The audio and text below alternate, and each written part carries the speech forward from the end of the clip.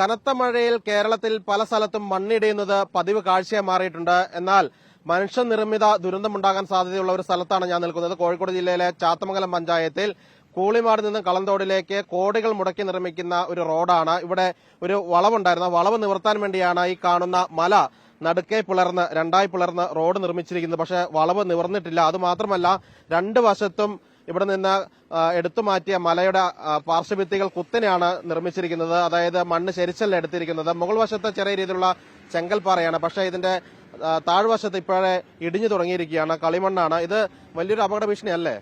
ഇത് വലിയൊരു അപകട ഭീഷണി തന്നെയാണ്. ഇപ്പോൾ നിലവിൽ നമ്മൾ ഈ ഒരു വളവ് ഇങ്ങനെ അശാസ്ത്രീയമായി നിർമ്മിക്കുന്നതിന് KRFBയുമായിട്ടും മറ്റ് അധികാരികളുമായിട്ടൊക്കെ നിരന്തരമായിട്ട് ഇവിടുത്തെ നാട്ടുകാർ ആവശ്യം ഉന്നയിച്ചിരുന്നു. പക്ഷേ അതൊന്നും അവർ ചെവിക്കൊള്ളാണ്ട് അവർ ഒരു തന്നിഷ്ടപ്രകാരം എടുക്കുന്ന രീതിയാണ് ഇവിടെ ഉണ്ടായിട്ടുള്ളത്. പല സമയങ്ങളിലും വളവുകളായി ബന്ധപ്പെട്ടും താഴെയുള്ള ഒരു ജംഗ്ഷനായിട്ട് ബന്ധപ്പെട്ടുമൊക്കെ അധികാരികളായിട്ടും മറ്റ് സർക്കാർ സംവിധാനങ്ങളായിട്ടൊക്കെ നമ്മൾ ബന്ധപ്പെട്ടിരുന്നു. പക്ഷേ ഇതിനൊന്നും അവരൊരു വേണ്ട വിധത്തിലുള്ള ശ്രദ്ധ. ഏകദേശം ഏറ്റവും ഉയരം കൂടെ 25 അടിയോളം ഉയരം ഉണ്ടെന്ന് തോന്നുന്നു. പക്ഷെ അടിഭാഗം ഇപ്പോഴേ ഇടിഞ്ഞു തുടങ്ങിയിട്ടുണ്ട്. അടിഭാഗം നേരത്തെ ഇടിഞ്ഞതാണ്. പല തവണ അത് ശ്രദ്ധയിൽ ഞങ്ങൾ പെടുത്തിയതാണ്. ഇത് ഇവിടുന്ന് 2 ദിവസം മുന്നേ അവരുടെ വണ്ടി തന്നെ ഈ ചളിമണ്ണ് കോരി കൊണ്ടുപോയി ഒഴിവാക്കുകയാണ് ഉണ്ടായത്. അത്രയ്ക്ക് അവർക്ക് തന്നെ കൃത്യമായിട്ട് ഇത് അറിയാം. പക്ഷെ ഇത് എന്തുകൊണ്ടാണ് ഇങ്ങനെ ചെയ്യുന്നതെന്ന് നാട്ടുകാർക്ക് മനസ്സിലാവുന്നില്ല.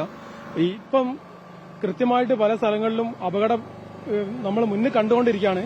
അപ്പൊ ഇതുവഴി ഒട്ടനവധി കുട്ടികൾ നടന്നു പോകണം. ഇവിടെ ഒരു ഹയർ സെക്കൻഡറി സ്കൂൾ ഉള്ളതാണ്. താഴെ നഴ്സറി മുതൽ 10ാം ക്ലാസ് വരെ സ്കൂളിലാണ്. ഈ കുട്ടികളൊക്കെ ഇതിലാണ് സ്ഥിരമായിട്ട് നടന്നു പോകുന്നത്. അവരുടെ ജീവന് തന്നെ ഭീഷണി ആയുള്ള അവസ്ഥയിലാണ് ഇപ്പോൾ ഉള്ളത്. അതേപോലെ തന്നെ ഈ ഫുട്പാത്ത് നിർമ്മാണത്തിൽ നമുക്ക് അവിടെ നോക്കിയാൽ കാണാം, പല സ്ഥലത്ത് അശാസ്ത്രീയമായിട്ടാണ് റോഡ് നിർമ്മിച്ചിരിക്കുന്നത്. അതായത് ഫുട്പാത്തിലൂടെ നടന്നു ചെല്ലുമ്പോൾ മുന്നിൽ കാണുന്നത് പോസ്റ്റോ അല്ലെങ്കിൽ മൺതിട്ടയായിരിക്കും. വീണ്ടും റോഡിലേക്ക് ഇറങ്ങി നടന്ന് വീണ്ടും ഫുട്പാത്തിൽ കയറേണ്ട സാഹചര്യമാണ് ഈ റോഡിൽ പല സ്ഥലത്തും ഉള്ളത്. ഇത് മെമ്പറാണല്ലോ ഈ മണ്ണിടുന്ന സാഹചര്യവുമായി ബന്ധപ്പെട്ട് അവരെ ചൂണ്ടിക്കാണിച്ചു. അവരെന്താ പറയുന്നത്?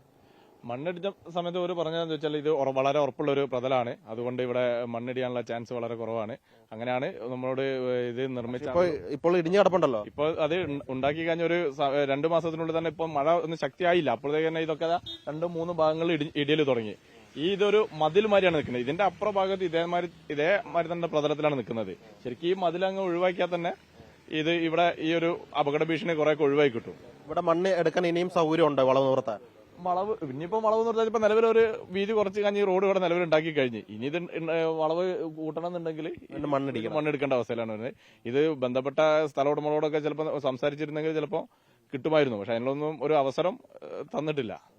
ഏതായാലും വലിയൊരു അപകട ഭീഷണിയാണ്. ദൃശ്യങ്ങൾ കാണുമ്പോൾ തന്നെ ഭീതി വരുന്ന തരത്തിലാണ്. കാരണം അടിഭാഗം മുഴുവൻ മണ്ണ് ഇടിഞ്ഞു തുടങ്ങിയിരിക്കുന്നു. വലിയ ഒരു 25 അടിയോളം ഉയരത്തിലാണ് മണ്ണ് കട്ട് ചെയ്ത് ഇറക്കിയിരിക്കുന്നത്. വലിയൊരു അപകടം ഇവിടെ പതിയിരിപ്പുണ്ട്. കാരണം മഴക്കാലത്തൊക്കെ തന്നെ ഇത് ഇടിഞ്ഞു വീഴാനുള്ള സാധ്യതയുണ്ടെന്ന് നാട്ടുകാർ പറയുന്നു. കാരണം അടിഭാഗത്ത് പിടുത്തമില്ലാത്ത മണ്ണ് കൂടിയാണ്. അതുമാത്രമല്ല, 2018 ഈ റോഡ് നിർമ്മാണം തുടങ്ങുന്നത്. വർഷങ്ങളായി ആളുകൾ കാത്തിരുന്നിട്ടാണ് ഈ റോഡ് നിർമ്മാണം ഈ 7 വർഷത്തിനിപ്പുറം ഈ സ്ഥിതിയിലേക്ക് എത്തിയത്. പക്ഷെ പല സ്ഥലത്തും അശാസ്ത്രീയമായിട്ടാണ് റോഡ് നിർമ്മിച്ചിരിക്കുന്നത്. അതിന്റെ ഏറ്റവും വലിയ ഉദാഹരണമാണ് നായർകുടിയിൽ ഈ മലയിടിച്ച് വളവ് നിവർത്താൻ വേണ്ടി വളവോടുകൂടി നിർമ്മിച്ച ഈ റോഡ്. കോഴിക്കോട് നിന്ന് വീഡിയോ ജേർണലിസ്റ്റ് മിജേഷ് അമ്പാടിക്കൊപ്പം റിപ്പോർട്ടർ സിനോജ് തോമസ്, റിപ്പോർട്ടർ.